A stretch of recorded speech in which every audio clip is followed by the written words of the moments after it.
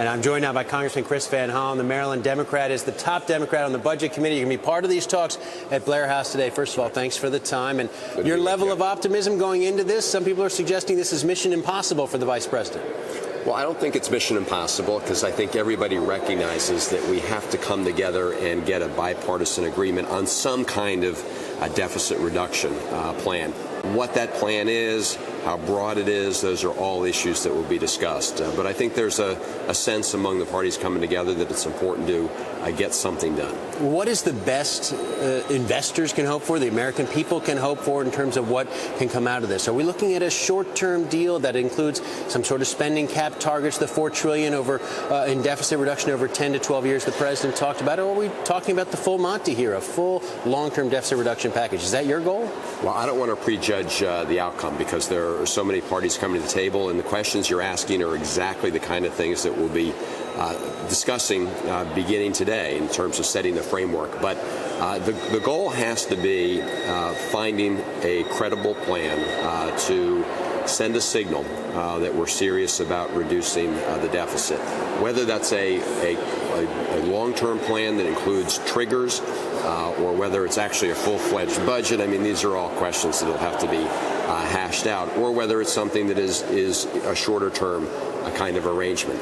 But all these questions, stay tuned, and hopefully we'll have good answers. Again, people are coming to the table with an agreement that we have to reduce the deficit, but very different views as to how you get there. You talked about triggers. I spoke with John Kyle, the senator from Arizona, who's going to be on the other side of the table from you today. He says, listen, we're talking about triggers here, triggers for automatic spending cuts, but no consideration whatsoever of tax increases. That's the Republican position going in. At the same time, are you willing to consider any deal that would only include spending cut triggers and doesn't include revenue as an option? Well, no, because every bipartisan deal out there, every serious group of people that have taken a look at that have said that in order to get a balanced approach, you've got to look at both revenue, getting rid of some of the big tax breaks for the oil companies. I mean, come on. I mean, profits are going through the roof. They don't need taxpayer giveaways. I don't know why the Republicans are saying we got to insist the taxpayers continue to subsidize the big oil companies when their profits are going through the roof. It's ridiculous. So we should look at all these things. Revenue has to be part of this discussion. And again, that's been the verdict of every bipartisan group that's taken a serious look at this situation. You're willing to acknowledge, Democrats are, that you're not going to get a debt ceiling increase without some sort of commitment on the spending side, on the deficit reduction side. These are going to have to move in tandem, aren't they? Well, I think the president's made very clear that he believes we need to, yes, reduce the deficit, come up with a plan, but we also obviously have to make sure we make good on the full faith and credit of the United States. So we have to move down both these tracks. Now, my view is, you should not take the position, it's very reckless to take the position that unless you get exactly what you want in terms of a deficit reduction plan, you would actually tank the economy, because that would be the consequence of not making good on our debts. I mean, the United States cannot be a deadbeat nation when it comes to paying the debts we've already incurred.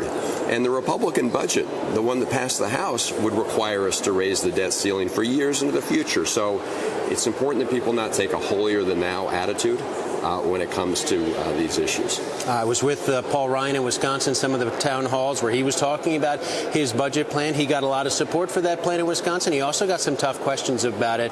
How do you think the recess and public reaction to the Ryan plan has changed this debate? Well, I think now that the public's gotten a very good look at the House Republican plan, they don't like what they see, because what they see is this. Number one, they would end the Medicare guarantee. Seniors would no longer have the option of staying in the current Medicare program. They'd be forced into the private market, where they get a double whammy.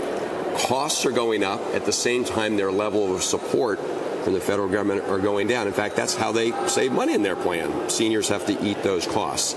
At the same time, they provide large tax breaks for the folks at the very top. So here they are, they're saying we want, deficit reduction, big tax cuts for the folks at the top, cutting seniors on Medicare. People don't like that combination, and they shouldn't. One final question for you. Would it be wise for Republicans, and would you all consider pushing the entitlement question down the road past the 2012 election just to deal with some of these short-term spending and, again, some revenue measures? Well, again, when it comes to what the Republican position is, it's not exactly clear at this point in time, other than the fact that they have passed this budget in the House. And as recently as this morning, they've said that they're sticking to it. So we'll have to see what changes. All right. Busy day for you. Thanks for taking time out. Chris Van Hollen, one of the players in these talks at Blair House today with Vice President Joe Biden.